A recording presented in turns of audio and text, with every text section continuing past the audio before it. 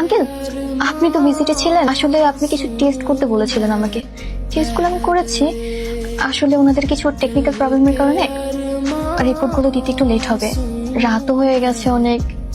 আশিক বাসায় একা, বুঝতেই পারছেন। তুমি তো আমার পরিচিত, তো আমার দেখে মনে হচ্ছে তোমার অ্যালার্জি কি ফাঙ্গাল হয়েছে।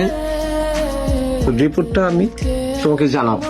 আমি ভেবেছিলাম এটা অ্যালার্জি, আসলে এটা অ্যালার্জি না। আমি হোয়াটসঅ্যাপে একটা রিপোর্ট পাঠিয়েছি, তুমি এটা দেখে নিও।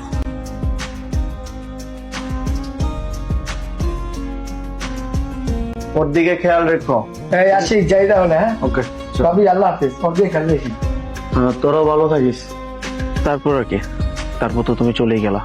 আচ্ছা, আমি আজকে যাই তাহলে। তোমার সাথে তো আজকে অনেক কথা হয়ে গেছে, আর দেখলেই তো আমার একটা ইম্পর্টেন্ট একটা ফোন আসছে। আমি বের হচ্ছি আজকে। হ্যাঁ, দেখ তোর বাবা এসে, দেখ। আস্তে আস্তে আস্তে। এমনিতেই দুই চোখে দেখি না, তার ভিতরে যদি চিল্লা বেল্লা আমার কি কান্ডারও বড়া করে দিবি?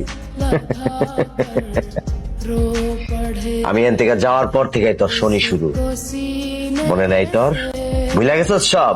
মনে আছে, সব মনে আছে। এই তোরা কি ওই তোর গাড়ি আমার হাতটা নিয়ে দে তো। এই আমার কি কয়, ওর কথা শোন। এই সমস্ত কানা প্রতিবন্ধী আবার অভিশাপ দিলে আমার গায়ে লেগে যাবো, আমার ক্ষতি হইতে পারে।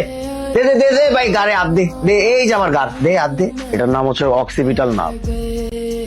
এটা খুব পাওয়ারফুল। তোর কি মনে হয় আমি কানা? আমি কানা না।